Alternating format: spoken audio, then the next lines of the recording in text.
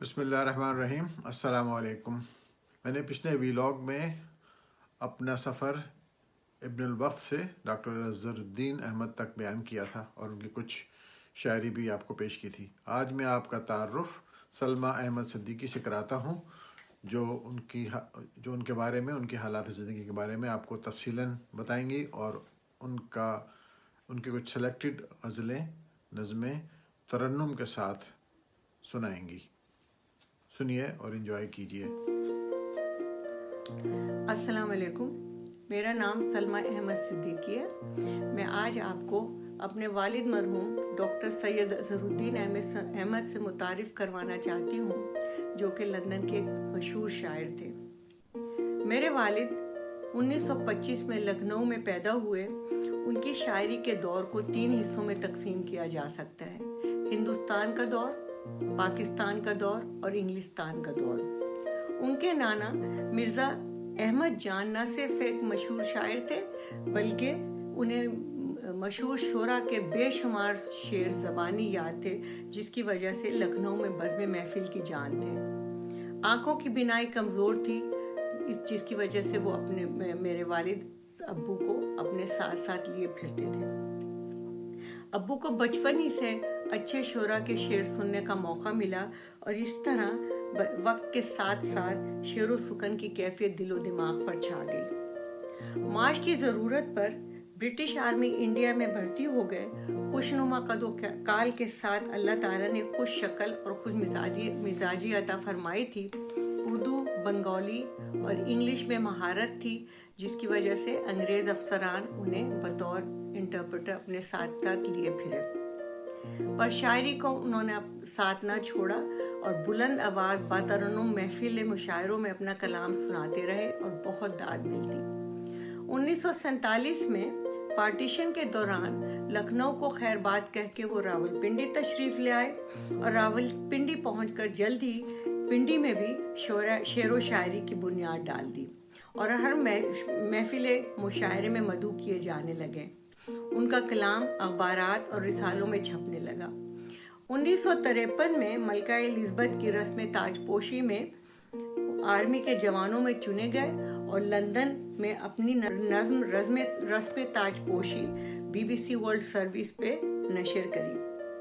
یہ ایک واحد نظم تھی جس کا ترجمہ انہوں نے انگلش میں سنایا۔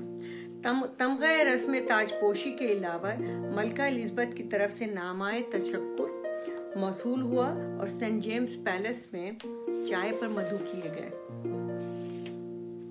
1964 میں بڑھتے ہوئے معاشی ذمہ داریوں کی وجہ سے اپنے 6 بچوں اور میری والدہ کو راولپنڈی میں چھوڑ کر دوبارہ لندن تشریف لے آئے اور یہاں آ کر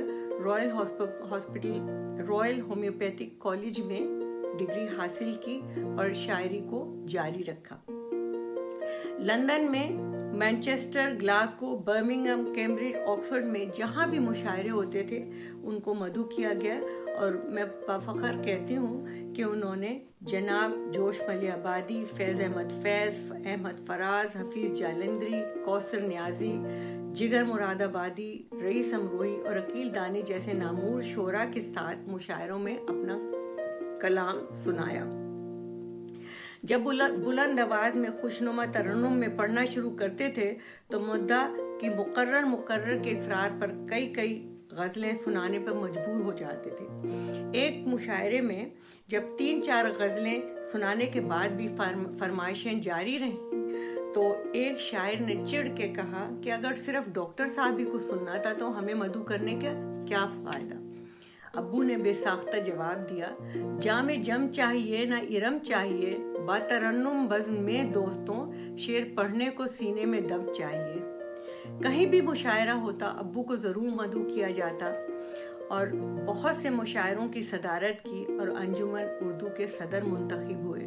اسی دوران انہوں نے 4 کتابیں شائع کی، جن کا ان کی 4 کتابیں ہیں: اظہر من الشمس، گوہر خیال، اور یہ ہے بدر منیر، اور یہ ہے ترجمان زندگی۔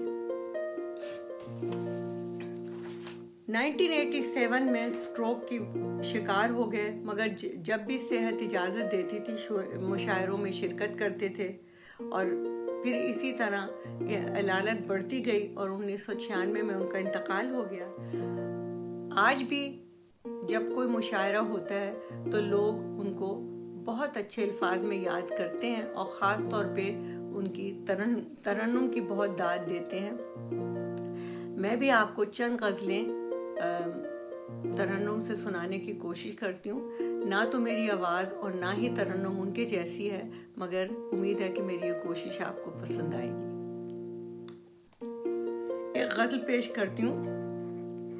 یہ حسن و ادا کے شیدائی کیا کچھ نہ گوارا کرتے ہیں، جہاں عشق پہ وارا کرتے ہیں، دل پارا پارا کرتے ہیں، جا اور کسی کو اپنا لے، جینے کا سہارا ڈھونڈ کوئی، اس گردش دوران دنیا سے اب ہم تو کنارہ کرتے ہیں۔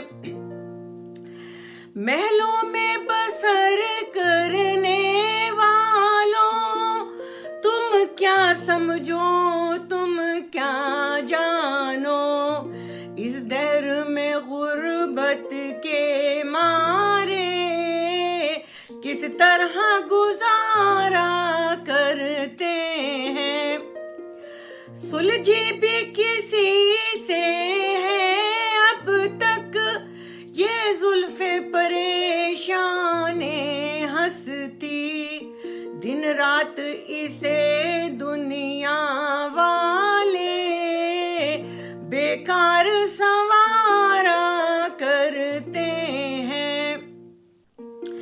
اے امت احمد ہوش میں آ، یہ وقت نہیں بے ہوشی کا، کچھ لوگ ابھی تک ساحل سے طوفان کا نظارہ کرتے ہیں۔